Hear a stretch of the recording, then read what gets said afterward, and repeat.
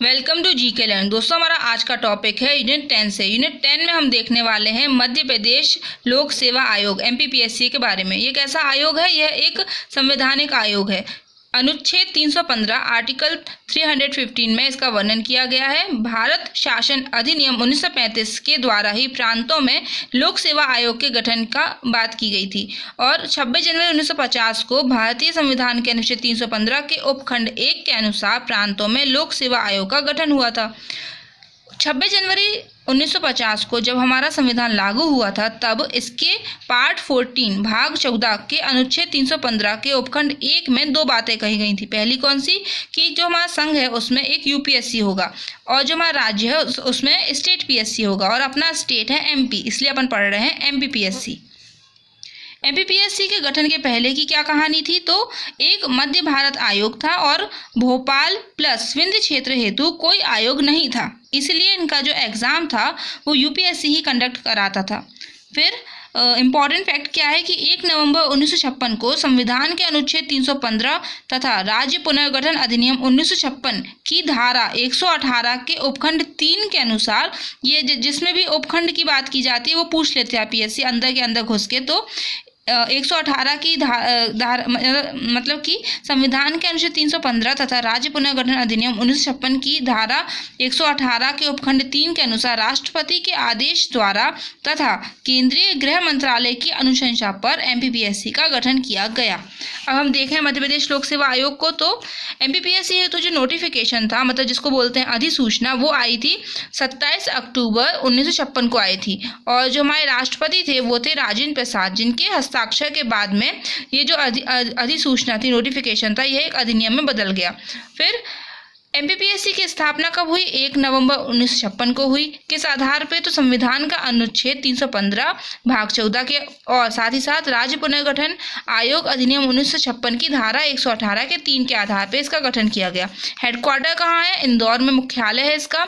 MPPSC की संरचना देखें तो एक अध्यक्ष और 4 सदस्य होते हैं। वर्तमान में 18वें नंबर के कौन है अध्यक्ष? वो है राजेश लाल मेहरा जी और जो 4 मेंबर है वो है चंद्रशेखर रैकवार, रमन सिंह, देवेंद्र सिंह, कृष्णकांत शर्मा। एक सचिव है वो है प्रबल सिपाहा और एक उप सचिव है वो है राखी सहाय। अच्छा, प्रथम अध्यक्ष कौन थे? DB रेगे। पूरी लिस्ट इसकी हम पढ़ लेते हैं क्योंकि लिस्ट में नाम ऐसा वो पूछेगा कि इनमें से कौन कभी MPPSC के पूर्व अध्यक्ष नहीं रहे, तो हमें कम से कम मालूम होना चाहिए कौन थे और कौन नहीं थे। तो फर्स्ट थे DB रेगे। फर्स्ट और करंट बहुत इंपॉर्टेंट होता है, तो फर्स्ट थे DB रेगे और जो हमारे करंट वो राजेश लाल मेहरा जी हैं 18वें नंबर के।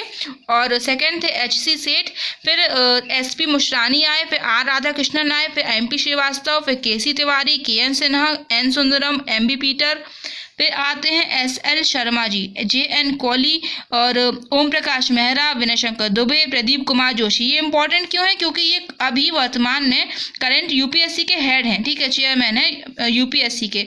तो ऐसा आपसे पूछ सकते हैं कि ऐसे कौन से व्यक्ति थे जो कभी MPPSC के अध्यक्ष थे और आगे जाके UPSC के अध्यक्ष बन गए, तो वो हम नाम देंगे प्रदीप कुमार जोशी हैं। कब से कब तक थे इनका कार्यकाल? 2006 से 2011 तक था। 15वें नंबर में आते हैं अशोक कुमार पांडे। 16वें थे हमारे विपिन व्यवहार, है ना, और फिर 17वें भास्कर चौबे और उनके बाद राजेश लाल मेहरा। अच्छा, राजेश लाल मेहरा जी जो थे ये पहले कार्यकारी बनाए गए थे, है ना, एक्टिंग बनाए गए थे अध्यक्ष, उसके बाद फिर इनको परमानेंट कर दिया गया। MPPSC ने अपनी पहली परीक्षा कब ली थी? 1958 में ली थी। अब तक कोई भी महिला MPPSC में अध्यक्ष के पद पे नहीं रही है, अध्यक्ष के पद पे नहीं रही है। ऐसा नहीं कि उसमें आयोग में ही कोई महिला नहीं है, बल्कि अध्यक्ष के पद पे बस नहीं थी। फिर MPPSC की नई वेबसाइट का नाम क्या है? चूँकि वेबसाइट पूछ सकता है आपको यूनिट 9 के अंदर भी, तो MPPSC.mp.gov.in और इसका जो न्यू टैगलाइन है वो है असफलता ट्रैफिक सिग्नल की लाल बत्ती की तरह है, यह स्थायी नहीं होती, रुक गए फिर चल दिए, मंजिल मिलती ज़रूर है। चलो, अपने को ही मिलेगी। फिर MPPSC के बारे में हम देखते हैं क्या इंपॉर्टेंट आर्टिकल्स। तो 308 से लेकर 323 तक है। अध्याय 1 में सेवाएं दी गई हैं, अध्याय 2 में लोक सेवा आयोग दिया गया है, ठीक है। अब ये लोक सेवा आयोग दिया है, ये केवल स्टेट PSC की बात नहीं कर रहा है, ये UPSC की बात कर सकता है और स्टेट PSC की भी। तो जो हमारी सेवाएं थी अध्याय 1 में, उसमें आते हैं अनुच्छेद 308 से 314 तक, जिसमें 312वां जो अनुच्छेद है वो बोलता है अखिल भारतीय सेवाओं के बारे में बताया है उसमें। फिर 315 से लेकर 323 तक जो हमारे अनुच्छेद, उसमें 315 में UPSC है और state PSC plus joint PSC के बारे में बात की गई है। अनुच्छेद 315 का 1 ये क्या बोलता है कि राज्य में राज्य लोक सेवा आयोग होगा, जिसके तहत 1 नवंबर 1956 को एमपीपीएससी का गठन किया गया। 316 क्या बोलता है? 316 का 1 जो है वो बोलता है कि अध्यक्ष और जो सदस्य हैं उनकी नियुक्ति और योग्यता का वर्णन 316 के 1 में किया गया है। तो जो नियुक्ति है वो स्टेट पीएससी और एमपीपीएससी के अध्यक्ष और सदस्यों का जो की नियुक्ति राज्यपाल करते हैं, और इनकी योग्यता क्या होनी चाहिए? आधे सदस्यों को भारत या फिर राज्य सरकार के अधीन कम से कम 10 वर्ष का प्रशासनिक कार्य का अनुभव एक्सपीरियंस होना चाहिए। इम्पॉर्टेंट फैक्ट क्या है कि 316 का 1 का ए है ना, ये संशोधन है। तो स्टेट पीएससी या एमपीपीएससी में कार्यकारी अध्यक्ष एक्टिंग चेयरमैन की नियुक्ति भी कौन करते हैं? राज्यपाल ही करते हैं। अभी हम आगे देखेंगे कि एक राज्यपाल है वो क्या क्या करते हैं। तो 15वें संविधान संशोधन 1963 के द्वारा राज्यपाल अध्यक्ष की अनुपस्थिति या फिर पद खाली होगा, तब उस दशा में एमपीपीएससी के सदस्यों में से किसी एक को चुन करके अगले अध्यक्ष की नियुक्ति होने तक उनको उस समय अवधि के लिए अध्यक्ष या फिर कार्यकारी अध्यक्ष की एक्टिंग चेयरमैन बना सकते हैं। ठीक है, जिम्मेदारी सौंप सकते हैं। तो एग्जाम्पल, इनका लाइव एग्जाम्पल कौन है? राजेश लाल मेहरा जी हैं। चूंकि 17वें अध्यक्ष भास्कर चौबे थे, उनका कार्यकाल 2020 में पूर्ण हो गया था, है ना, 31/12/2020 को, इसलिए एक कार्यकारी अध्यक्ष को चुना गया जो कि एमपीपीएससी के सदस्यों में से ही एक थे। वो कौन थे? राजेश लाल मेहरा, जिनको वर्तमान में स्थायी मेंबर बना दिया गया, परमानेंट हो गया आगे जाके। फिर 316 के 2 में बताया गया पदावधि और त्यागपत्र।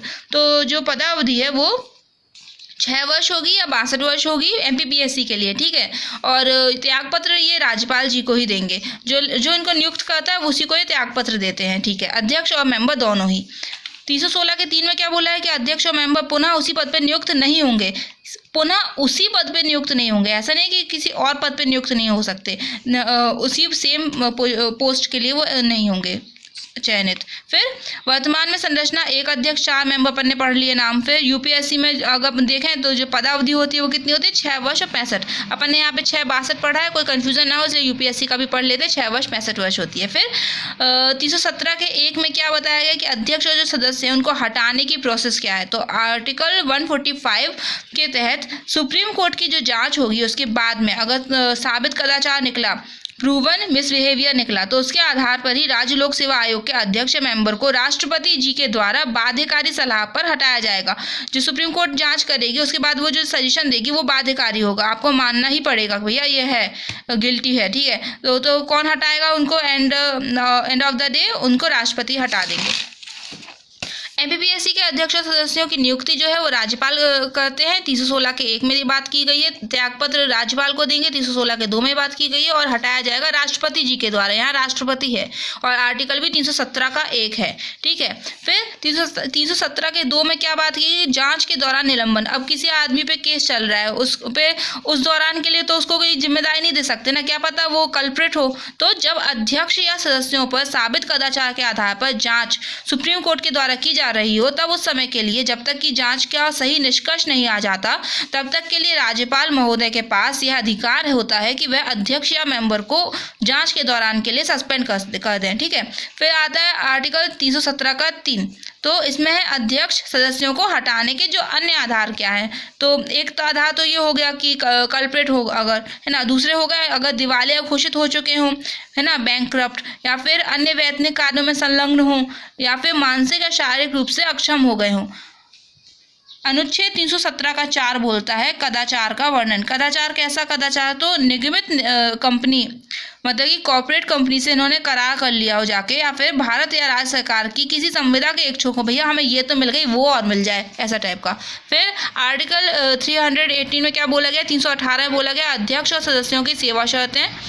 इसमें बताया गया है सदस्य संख्या कितनी होगी, वेतन कितना होगा, ये सब बातें। ठीक है, तो राज्य लोक सेवा आयोग डिसाइड करेगा। उसमें भी कौन? तो राज्य लोक सेवा आयोग के लिए कौन डिसाइड करेगा? राज्यपाल एक नियम के तहत ये सब डिसाइड करते हैं। वो नियम क्या है? वो नियम है हमारा मध्य प्रदेश लोक सेवा आयोग शर्त नियम 1973। ठीक है, ये जो हमारा है ये लाइन कई बार पूछ लेते हैं कि मध्य प्रदेश लोक सेवा आयोग शर्त नियम 1973 की किस धारा के अनुसार वेतन है और किस धारा के अनुसार सदस्य संख्या का वर्णन किया गया है। तो धारा 3 में मेंबर की कितने संख्या होगी वो बताया गया है, जो कि 5 बोला गया है। और धारा के 4 में ये बोला गया है वेतन कितना होगा।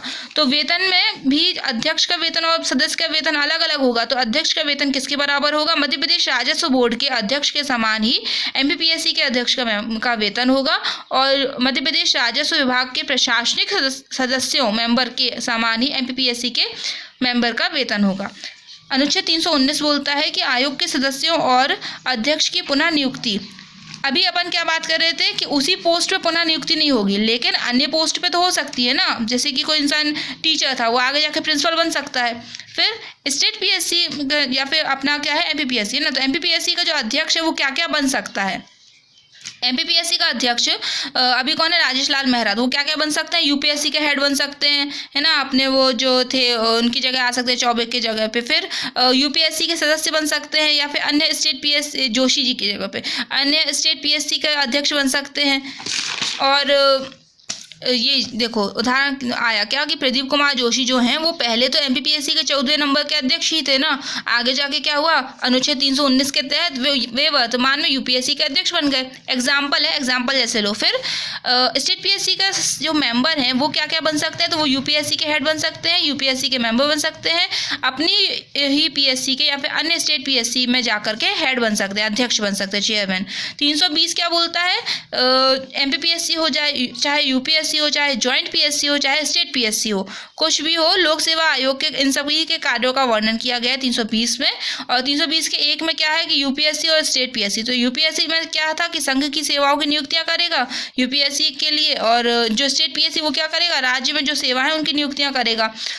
फिर 320 के 2 में क्या बोला गया कि जो संघ लोक सेवा आयोग है यूपीएससी, वो राज्यों की संयुक्त सेवाओं की नियुक्ति में हेल्प कर देगा, ठीक है, सहायता करेगा। फिर अनुच्छेद 320 के 3 में बोला गया है कि राज्य लोक सेवा आयोग निम्न विषयों पर अपनी सलाह दे सकते हैं। विषय क्या क्या हो सकते हैं? जैसे कि सिविल सेवा के नियम संबंधी सलाह अगर कोई मांग रहा है, फिर अगर एग्जामिनेशन सिस्टम पे कोई दिक्कत आ रही है तो ये सलाह दे सकते हैं परीक्षा प्रणाली में। आयोग के अध्यक्ष सदस्यों की पदोन्नति के संबंध में, उनके स्थानांतरण के संबंध में, उन्हें अगर कोई चीज़ में फंस गए हैं, कोई दंड देना हो तो उन सब के संबंध में सलाह दे सकते हैं। फिर अनुच्छेद 320 के 5 में बोला है एमपीपीएससी या स्टेट पीएससी हेतु राज्यपाल भी कुछ नियम बना सकते हैं। अच्छा, राज्यपाल जी के पास शक्ति है नियम बनाने की, और राज्यपाल द्वारा बनाए गए जो नियम है वो 14 दिनों के लिए राज्य विधायिका स्टेट लेजिस्लेचर के सामने रखे जाते हैं, है ना। फिर अनुच्छेद 321 में बोला है यूपीएससी और स्टेट पीएससी के बारे में। क्या क्या बोला है? तो यूपीएससी में संसद यूपीएससी के कार्यों और शक्तियों में विस्तार करेगी। अच्छा, मतलब कि यूपीएससी के कार्य शक्ति में विस्तार करने की बात कही गई 321 में, और स्टेट पीएससी की कार्य शक्ति में विस्तार करने की बात भी 321 में कही गई। अपन को स्टेट पीएससी देखना है, क्यों? अपन एमपीपीएससी पढ़ रहे हैं इसलिए। तो राज्य विधानमंडल एमपीपीएससी या स्टेट पीएससी के कार्यों में विस्तार कौन करेगा? राज्य विधानमंडल करेगा इसकी शक्ति में विस्तार, और ये कहा गया है 321 में। 322 में कहा गया है कि जो यूपीएससी के खर्चे हैं और एमपीपीएससी के खर्चे हैं, तो यूपीएससी के खर्चे भारत की संचित निधि पे भारित होंगे, और स्टेट पीएससी के एमपीपीएससी के खर्चे जो है वो राज्य की संचित निधि पे भारित होंगे। अनुच्छेद 323 में क्या बोला गया है कि लोक सेवा आयोग की जो रिपोर्ट है, अच्छा, रिपोर्ट किसको देंगे? तो जो हमारा यूपीएससी वो अपनी रिपोर्ट बना के देगा राष्ट्रपति को, राष्ट्रपति अपनी रिपोर्ट देंगे संसद में। संसद में इस रिपोर्ट को हर साल प्रस्तुत करेंगे वो, ठीक है, प्रति वर्ष। ऐसे स्टेट पीएससी या फिर एमपीपीएससी अपनी रिपोर्ट देगा राज्यपाल जी को, राज्यपाल जी रिपोर्ट देंगे राज्य विधानमंडल में, और वो भी प्रति वर्ष इसको प्रस्तुत करेंगे, ठीक है। ये बात कही गई है 323 में। फिर आता है हमारा इंपॉर्टेंट फैक्ट। तो मध्य प्रदेश लोक सेवा आयोग में एक अध्यक्ष, 4 मेंबर होते हैं, हमने पढ़े उनके नाम। एमपीपीएससी के सदस्यों की संख्या संविधान में नहीं दी गई है, अपितु यह राज्यपाल जी के द्वारा ही तय होती है। नोट क्या है कि मध्य प्रदेश लोक सेवा सदस्य नियम 1973 के अनुसार एमपीपीएससी के सदस्यों की अधिकतम संख्या 5 हो सकती है। अभी वर्तमान में 4 सदस्य हैं, लेकिन कौन कौन से? चंद्रशेखर रैकवार, रमन सिंह, देवेंद्र सिंह और कृष्णकांत शर्मा। फिर आते हैं एमपीपीएससी में अध्यक्ष व सदस्यों की नियुक्ति अनुच्छेद 316 के उपखंड 1 के अनुसार राज्यपाल जी के द्वारा होती है। 15वां संविधान संशोधन 1963 इंपॉर्टेंट क्यों है ये? क्योंकि इसी के तहत संविधान के अनुच्छेद 316 के 1 के ए में, कैपिटल ए में, राज्यपाल द्वारा कार्यकारी अध्यक्ष एक्टिंग चेयरमैन की नियुक्ति का प्रावधान किया गया है। अब राज्यपाल जी का हमने कहा था डिस्कस करेंगे, तो हमारे जो राज्यपाल है वो इतने काम कर सकते हैं इन आर्टिकल के थ्रू। नियुक्ति राज्यपाल जी करेंगे आर्टिकल 316 के 1 के द्वारा। त्यागपत्र राज्यपाल को देंगे 316 के 2 के द्वारा। जांच के दौरान निलंबित करने का अधिकार राज्यपाल को है 317 के 2 के द्वारा। सेवा शर्तें राज्यपाल डिसाइड करेंगे 318 के द्वारा। रिपोर्ट राज्यपाल जी को सौंपेंगे 323 में। और कार्यकारी अध्यक्ष की नियुक्ति भी यही करेंगे 316 के 1 के अनुसार। ठीक है, ऐसे हमें डायरेक्ट क्लियर हो गई बातें। फिर अनुच्छेद 319 के अनुसार संघ लोक सेवा आयोग का जो मेंबर है वो उसका कार्यकाल सदस्य कार्यकाल के बाद संघ लोक सेवा आयोग का अध्यक्ष या फिर किसी अन्य राज्य लोक सेवा आयोग का अध्यक्ष बन सकता है। जो हमने पॉइंट से पढ़े थे वो यहाँ डिटेल में लिखा है। और लेकिन भारत सरकार या राज्य सरकार के अधीन किसी दूसरे नियोजन का पात्र नहीं होता है। ऐसे एक और पॉइंट है, वो है हमारा ये वाला आर्टिकल 318 मतलब 318 में क्या बोला कि अध्यक्ष और सदस्यों की जो नियुक्ति है, नियुक्ति के उपरांत कोई भी अलाभकारी परिवर्तन नहीं किया जाएगा। जैसे कि आप एक बार सिलेक्ट हो जाओ तो उसके बाद आपको प्रमोशन मिलेगा, डिमोशन नहीं मिलेगा। ऐसा मतलब कि पेमेंट आपकी बढ़ेगी घटेगी नहीं, उसको बोलते हैं अलाभकारी परिवर्तन नहीं किया जाएगा। तो ऐसे हमने आज पढ़ा अपना MPPSC। इसके मैं आपको नेक्स्ट वीडियो में क्वेश्चन आंसर करवा दूंगी। Okay, thank you friends, bye.